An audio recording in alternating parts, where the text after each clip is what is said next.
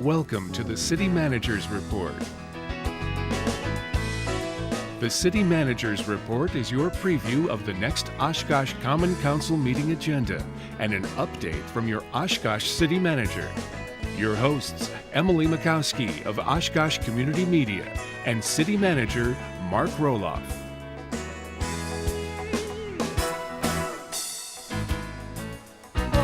Thank you for joining us on your City Manager's Report. I'm your host, Emily Mikowski, and today I'm joined by your Assistant City Manager, John Fitzpatrick, standing in for Mark today. Thanks for joining us today. Thanks for having me, Emily. And as always, we'll devote the first half of the episode to some different current events and topics going on here in Oshkosh, and take a little break and then come back and dive into the City Council meeting agenda for this Tuesday, March 11th. So you ready to get started? Yep, absolutely. Well, go ahead and get started with something really exciting that just recently happened, the Guns N' Hoses hockey tournament. Right. The cops against the firefighters. Right, yeah, I guess it was a good match. It always is, you know, and, Yeah. and I think it's tremendous that our employees take the time to participate in all kinds of different efforts outside the city. We don't get a chance to tell the citizens too much about their efforts, but this is one it's pretty public, and I think it's a great way for them to give back to the community. It's my understanding that the firefighters started out with a big lead, but I think the cops ended up winning in the end. They did, after I think 4 years or 5 years without winning. So it was kind of a big game this year. As you saw, they raised just under $6,000, which is amazing for one event like this to raise that much. $1,000 of it going to the YMCA Strong Kids program, and then about $4,000 going to the Take 5 Club. So both great organizations. We had Brett Hamer in from the fire department talking about it on Oshkosh Today, and you could tell they were getting fired up about it. That's right. Pun intended. Brett's organized this for several years now, and he does a great job with it, and we really appreciate the time and effort that everybody puts into it. And I think it's very rewarding for the employees too to participate in this and see how they can impact the community outside their job as well as how they do inside. Yes, and it's actually kind of exciting. We had someone in on Oshkosh Today talking about the Shamrock, the court volleyball, and they'll be playing each other again on St. Patrick's Day. So it'll be interesting to see where that comes with all their competitive nature after the hockey game. That's great. Yes. Moving on, we recently also had a Mobile Command Unit press conference dealing with this mobile command unit that the Oshkosh Police Department is looking to acquire. And so we have a quick quote from Diane Abraham at the press conference. Take a look. This mobile command unit will support innovative strategies that will make our community even safer and provide a better quality of life for all who work, live, and play here. It's going to help give us more effective communications, proactive neighborhood outreach, and a deeper sense of community engagement. And it was freezing at this press conference. I know you were there, It was, John. yeah, I was there. But it was really cool to see this mobile command unit and how many different uses. Because my first perception of it was it's only going to be used in emergencies, but it's so much more than that. It is. They can use it for a whole variety of different things. Some of the more difficult circumstances that we might encounter would be, dangerous situations where we need to try to evacuate an area or deal with a circumstance that might affect a neighborhood block area. But, outside of those sorts of specialized circumstances, it's also going to be used to, with our team policing and our neighborhood initiatives.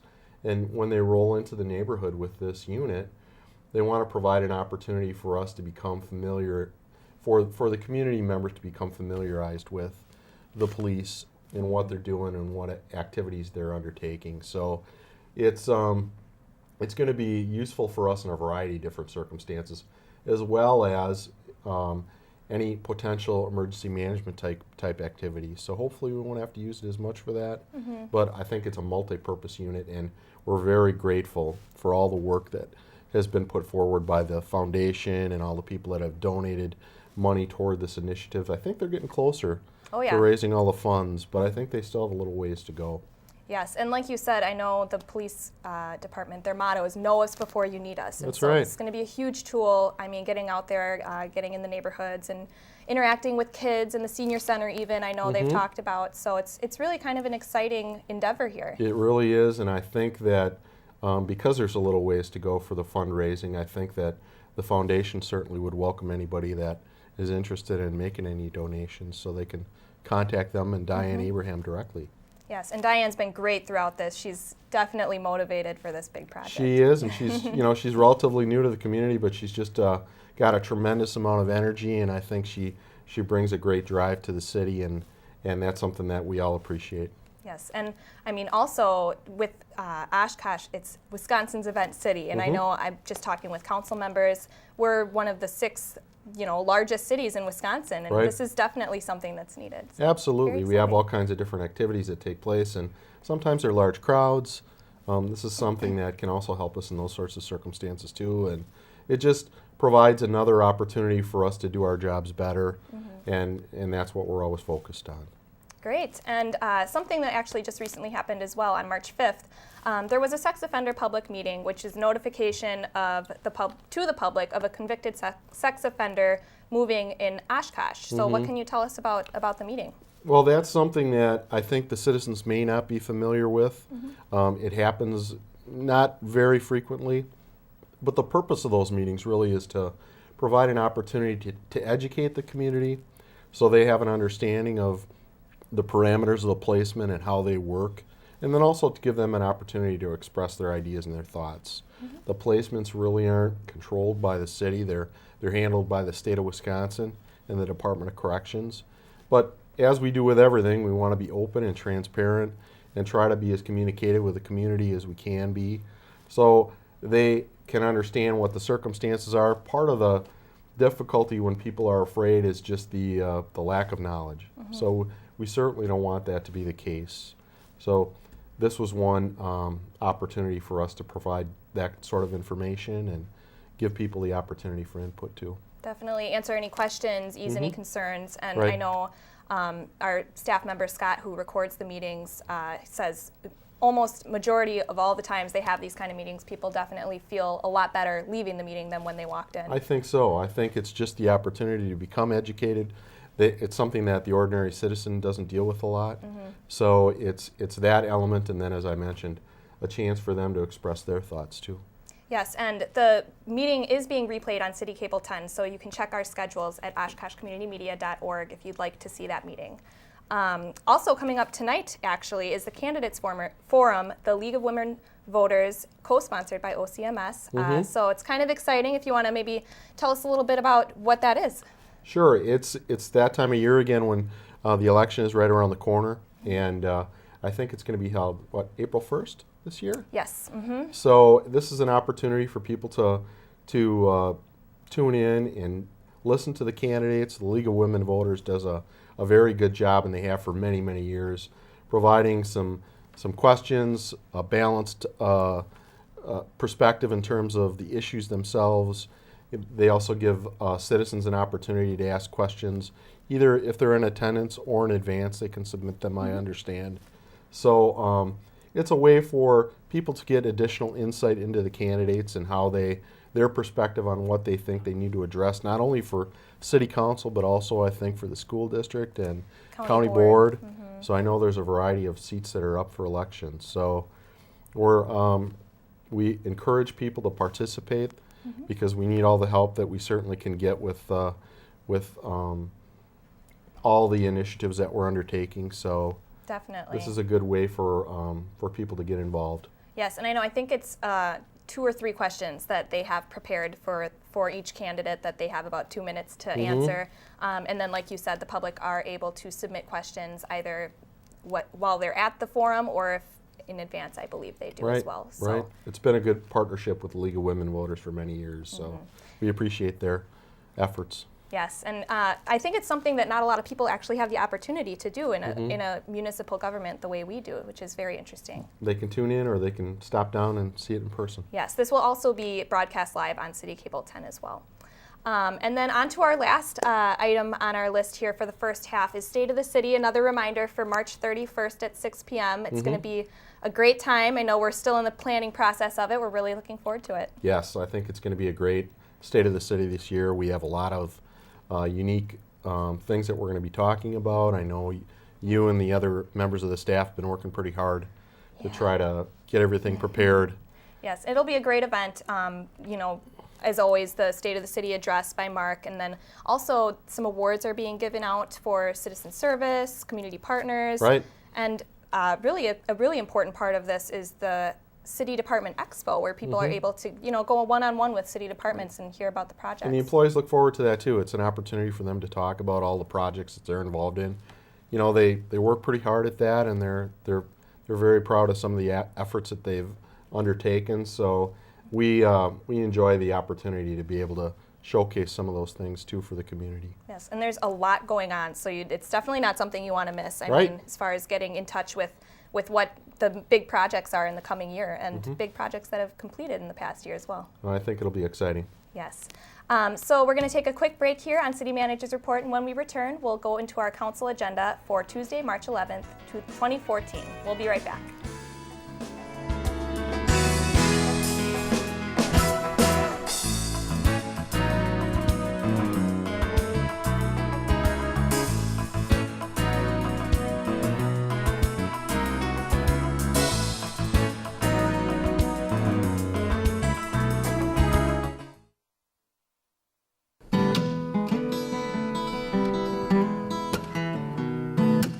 Hi everybody, I'm Jeff Daniels. I'm sitting on stage at the newly renovated Grand Opera House in Oshkosh. Where I live, the arts are for everybody and everybody's for the arts. Communities like Oshkosh are lucky to have places like the Grand Opera House. So do yourself a favor, buy a ticket to the Grand Opera House, see a show, you won't be sorry. Hi Oshkosh, I'm City Manager Mark Roloff. In the last few years, we've seen Oshkosh grow in so many ways, and in 2014, I know we can continue to prosper. Join me Monday, March 31st at the Oshkosh Convention Center for the annual State of the City Address and City Exhibit Expo. Doors open at 6 p.m., with the State of the City being delivered at 6:30. Following the presentation, we'll honor some standout community members and then close out the night with the expo, where you can go one-on-one with city staff. Monday, March 31st, Convention Center. Be there and be involved in your community.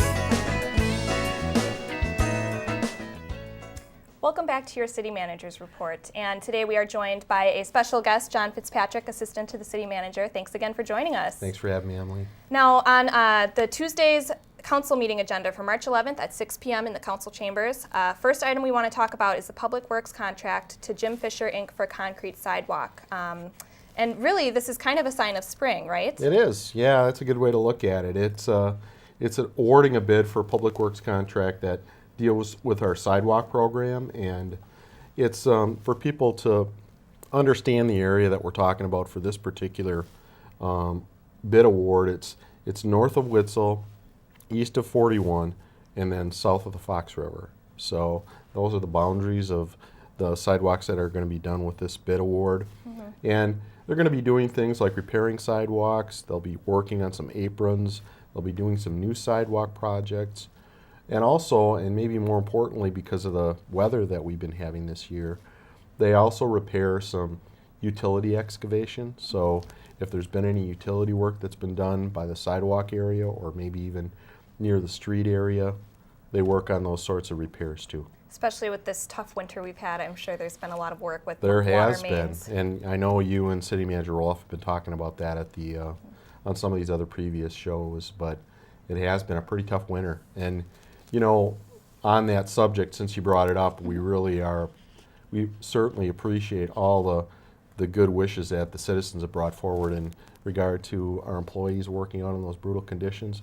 We had really a lot of neat acts of kindness. They come out and thank them and try to give them cookies and things really? like that, and they certainly appreciate that.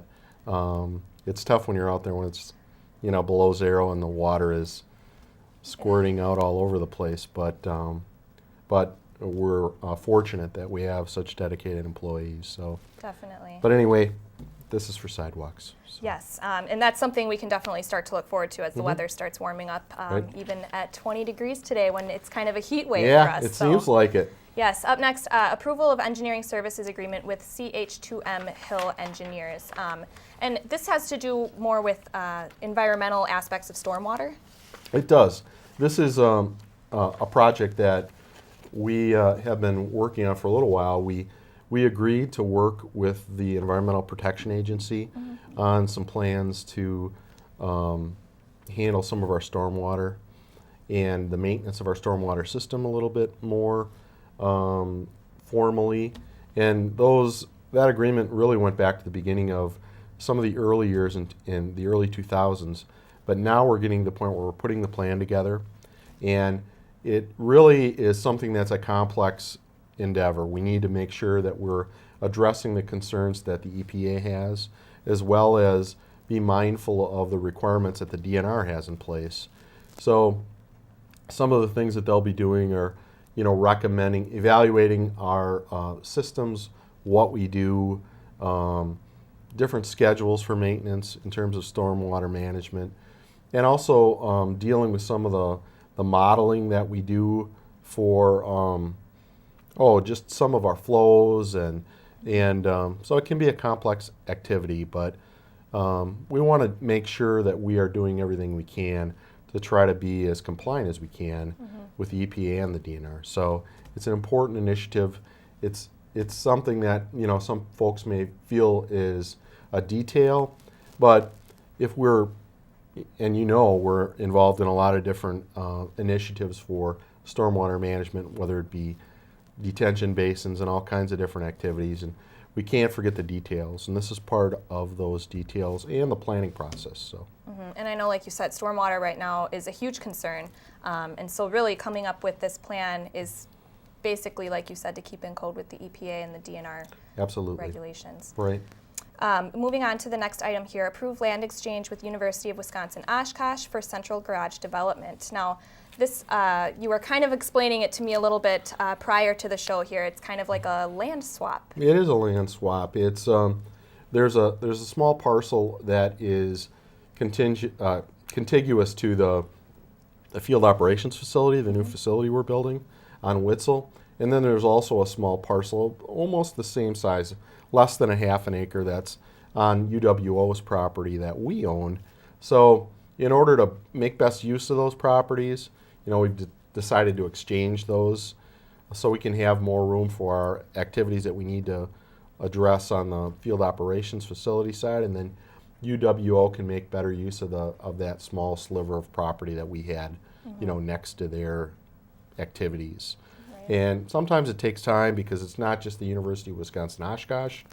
They're part of the UW system and also the Department of Administration. So although we had been talking about this for some time and it made sense, we have to go through that whole process with UW system and DOA, so they make sure that we're doing everything and it makes sense and it's equivalent and that sort of thing. So, but I think it'll be a good practical move for both parties. I mean, it makes sense. I mean, kind of going through these steps so that a piece of land which is somewhat small that might have otherwise gone to waste Absolutely. is being used effectively. Exactly. You described it perfectly. That's it.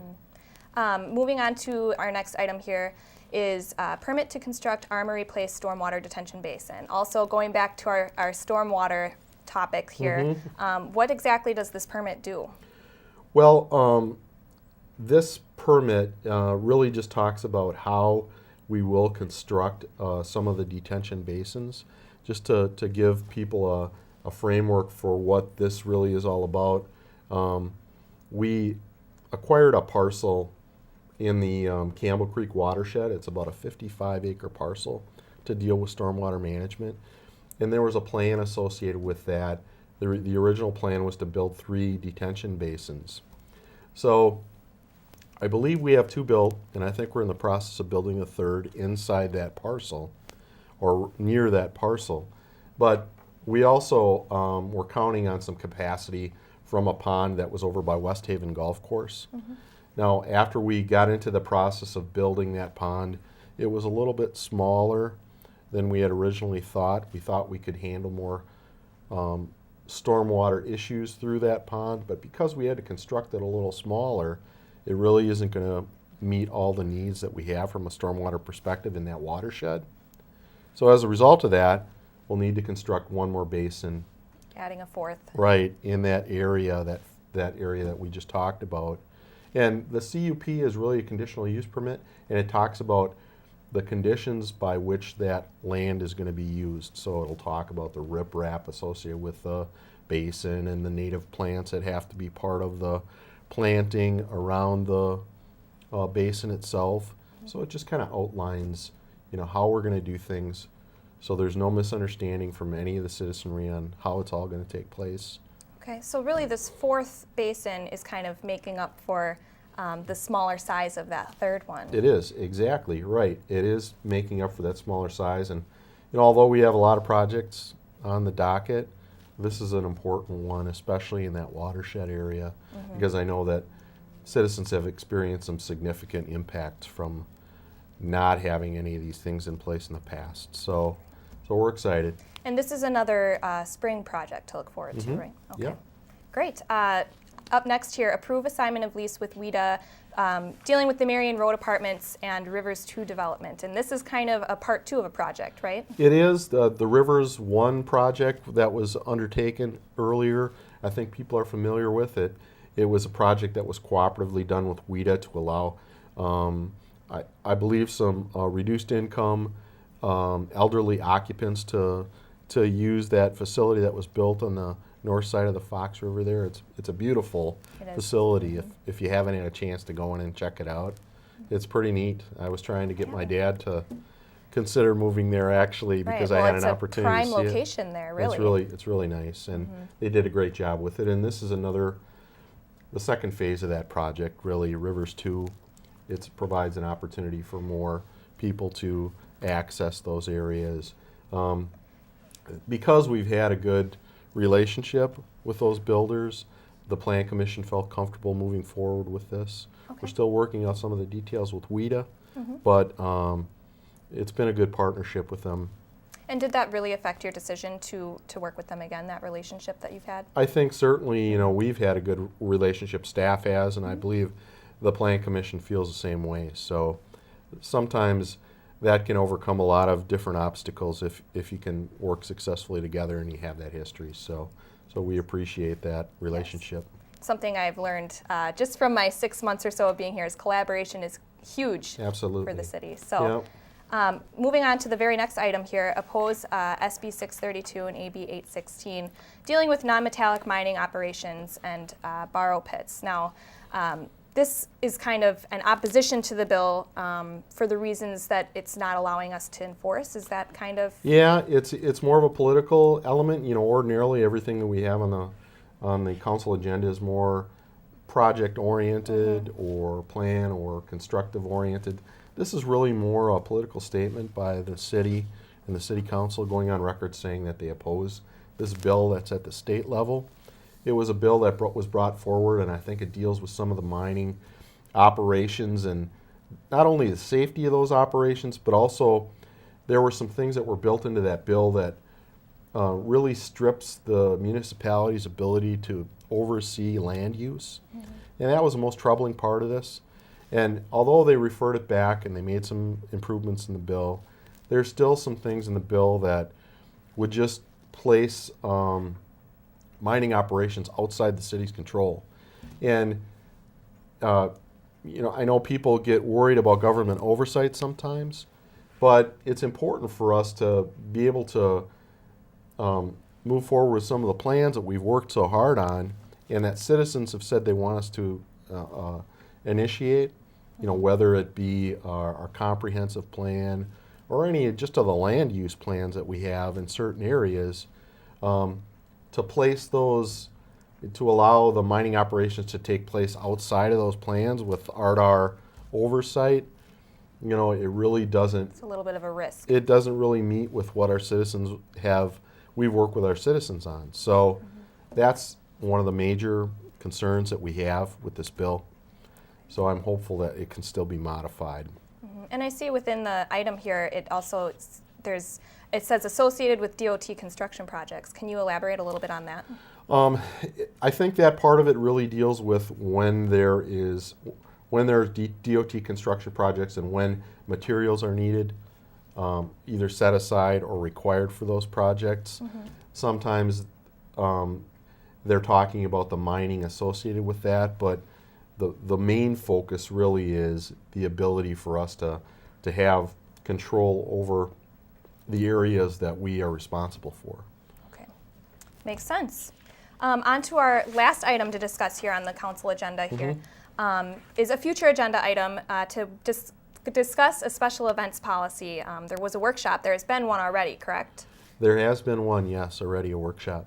Okay, and what exactly are they working on for this? Well, as you know, being Wisconsin's event city, it started out where I think a lot of the event organizers and citizens and businesses were a little concerned that we might be too regulative in terms of our special events. But I think we're, in a strange way, kind of a victim of our own success, and that's due to the welcoming nature of our community, our citizens, but also I think that our employees have done a good job trying to accommodate as many events as we possibly can.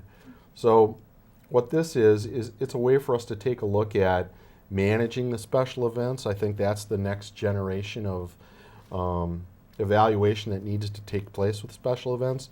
Certainly we wanted them to come. That was the first stage, and they've come. They are coming, yes. But now we want to make sure that we are providing quality events, that we're doing a good job with the event organizers, that we're interfacing with the businesses appropriately. And we have a committee, and we have representatives from all the different departments on that committee. But I think the council understands that we want to continue to improve that and take it to the next level.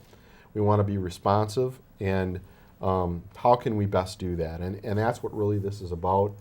Refining our policies, seeing if we have resources dedicated in a manner that is going to be most helpful to those organizers, and then trying to use some discretion about the different kinds of special events that might come to the city, and maybe even being a little more proactive in working with the CVB a little more than we have in the past in terms of recruiting more events to the city. So it's a fun project to work on because I think it illustrates that we're doing a good job with it, but it is something that I think has to be delicately handled. And I think originally they thought maybe we'd have another workshop, but I'm hopeful that we can just handle it through a policy.